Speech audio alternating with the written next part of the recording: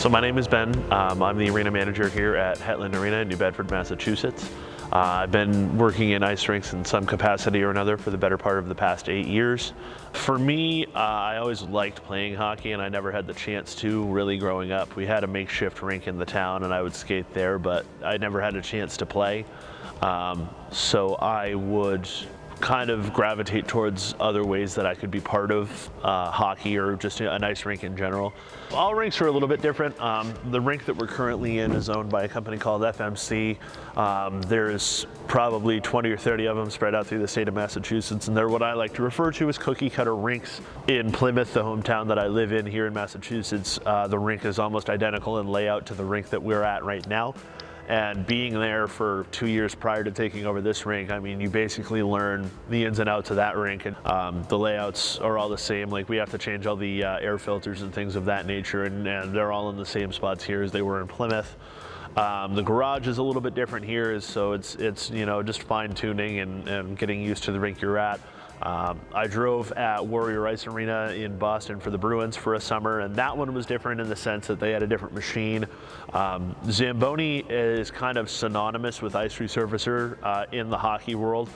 It's like the word Kleenex. Not all tissues are Kleenex, but all Kleenex are tissues kind of thing. Like, not all ice resurfacers are Zambonis. There's different brands. Warrior, for instance, uses Olympia.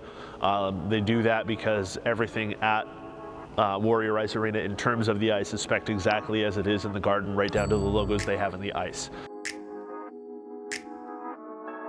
Obviously, ice here, you embrace it. At any other job, usually you try to get rid of it. It's just the most glaring thing to me. The customer interaction's fairly the same.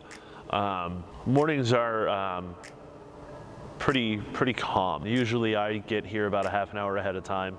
I'll punch in at the correct time. Usually the machine won't be filled and the ice will be made. Today, I had decided last night that I didn't want to make ice last night because I knew I would be the first one here this morning. So I came in, the building was completely silent. You turn all the lights on, shut the alarm off, and I had filled the machine. So within 5 minutes of me being here, I was able to be out on the ice and putting a new sheet of ice down.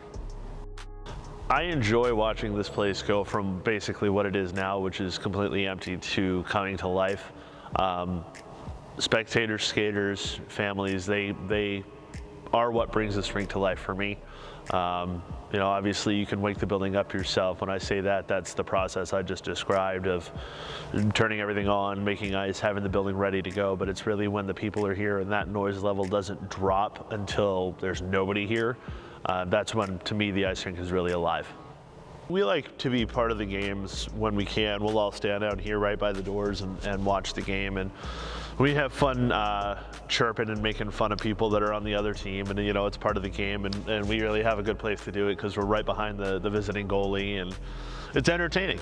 That being said, there is the serious aspect of it. We had a couple instances this year during high school games where EMS were called for incidents that occurred on the ice, and in that case, we have to clear out this doorway, we have to clear out the room.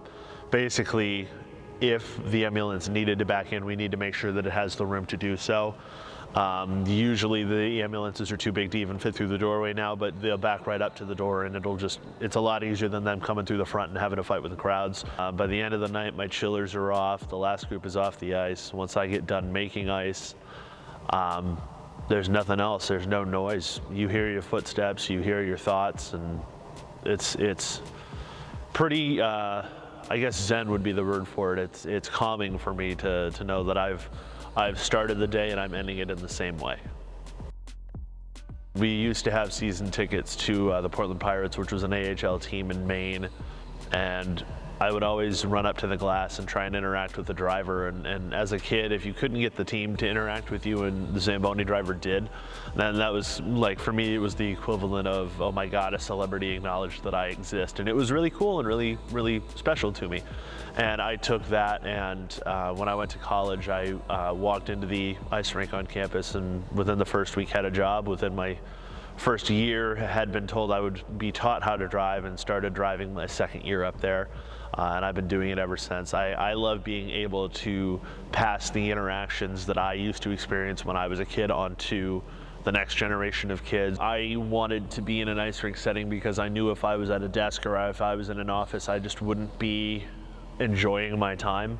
Whereas here I have an entire building and even an entire property that I need to walk around and make sure that it stays a certain level of clean and functional, and by being here and being able to do that just kind of helps me not feel super closed in and be miserable at a job. Basically, I love what I do and I wouldn't want to do anything else.